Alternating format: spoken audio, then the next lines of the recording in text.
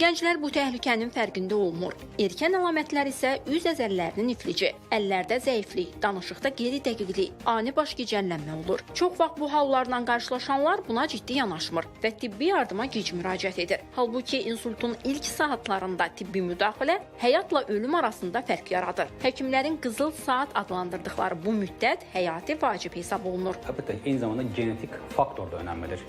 Əgər bir insanın ailəsində insult riski varsa və yaxud da bir ailədə gənc yaşda insult hekayəsi varsa, bu insan yenə risk təşkil edir bu insult üçün.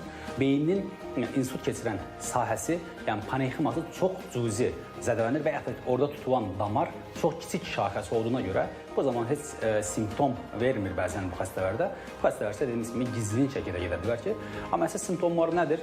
Beynin tutulmuş parenximasına uyğun olaraq hər hansı ətrafın bəzən aşağı ətraflarda, bəzən yuxarı ətraflarda, bəzən ola bilər ki, sağ tərəfi, bəzən ola bilər ki, sol tərəfi ətrafların demək olar hissiyatının itməsi, hərəkətinin itməsi, ağız bucağının itməsi, xəstənin danışmasındakı problem, xəstənin yeriməsində problem yarana bilər, xəstədə udqunmada sıxıntı ola bilər.